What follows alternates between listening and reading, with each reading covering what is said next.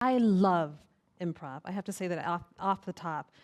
This art form, the ability to create and make up without any preparation at all, was truly a gift. And I want to set the tone for you a bit. It's 1995, and I received the best news ever. I received a phone call from a producer, I'll go back here, to work with an amazing cast. We will create funny sketches, characters, I will sing silly songs, I will make a blues song about a man that I fell in love with, who treats me so bad, and we create these beautiful scenes, 7 shows a week, improvising social political satire. On the exact same day that I received the best news of my life, I also received the worst news. I am arrested for picking up my boyfriend's mail. Mail that I thought was business mail is actually packages of drugs. Large amounts of drugs. Yes, I have an Orange is the New Black story, so get ready, right? 2 kilos of cocaine, to be exact. So the chain of events that happened this year in my career will forever change the course of my career that require me to act and improvise in a way that I have never done before. And this is my greatest life test. Now in improv, we often say, have a secret.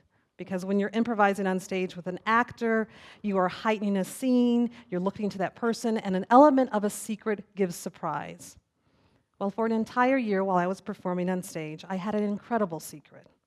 And that secret was, maybe I might be going to jail. I was scared, and it was not until the last week of my trial, I got indicted, the last week of my trial, that I finally muster the courage to tell Kimmy, who was my close castmate. And I tell her what happened, that the court that I had been going to was not just traffic court or me being a juror, that it was me.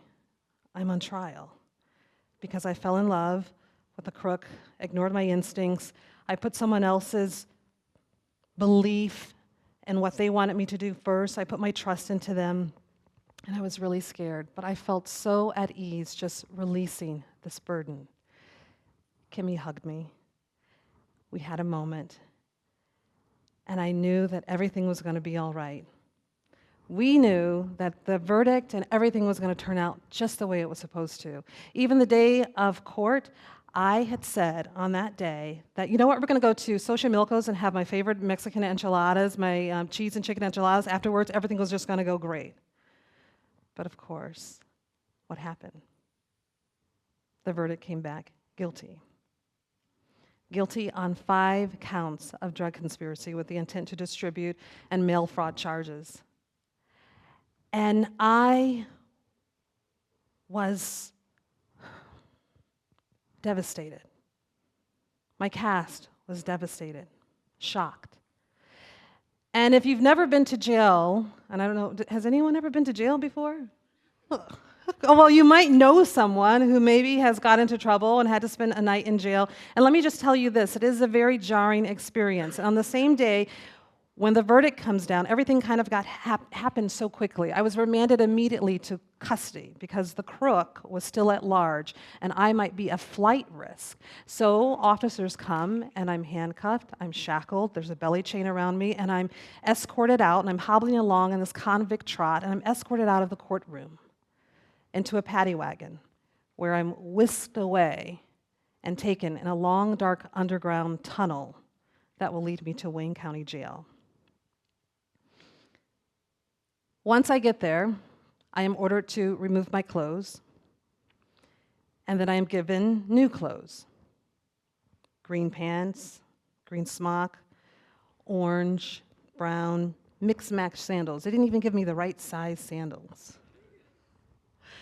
And I can just tell you that it's a jarring experience because no one gives you a how-to manual of how to act in jail. No one gives you, you're just automatically expected to know what to do and assume this new identity and this role. It's a quick changing of daughter, actor, sister, and a new identity that you assume, convict, inmate, felon. And so immediately my instincts kick in, the actor instincts. It's like, okay, they give me this big mattress, pillow, blanket, and it's like, okay, I'm gonna act tough because I've been here before and I don't wanna look like a wimp going to jail. So I'm carrying my mattress, and all of a sudden the steel doors open and I'm thrust into this big environment, this ward, and it's like, okay, act tough.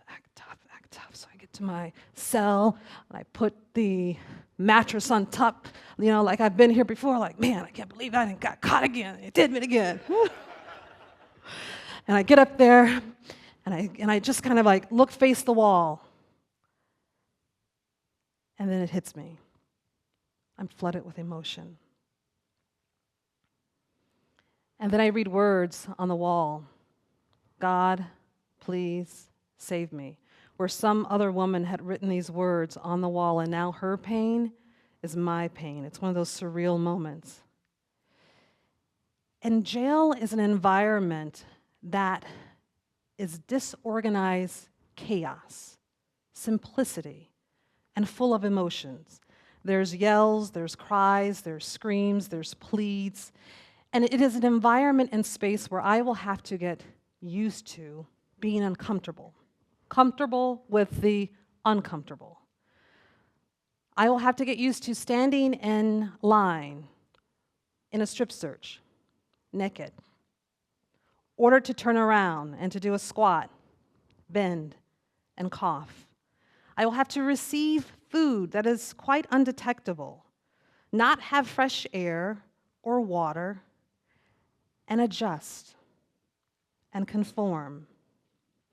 It is also a space of complete surprise where I will write when I finally get pen and paper, because the actor and writer in me, when I'm not crying and devastated that I want to be home and back to my career and back with my family, I'm intrigued and utterly in awe of how this adversity that happened in my life has brought all women from all walks of life, black, white, yellow, brown, who transcend race and socioeconomic background, and all of a sudden we're thrust in this mutual shared adversity where there's instant empathy and compassion, and we're all doing time. And all I can do is just write. And I write my cast, I write my mom, I write my friends. I'm like, man, there's a lot of rich characters in here. And I observe how the women are doing time. There's some women that are standing in a pill line to get Benadryl or their pain medication so they can sleep their time away.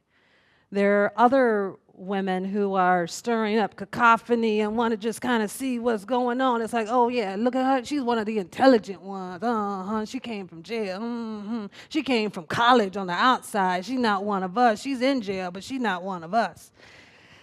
And then there are people who are isolated. Then there's a group of women that are slamming black kings and queens in a card game, and they're just playing and playing.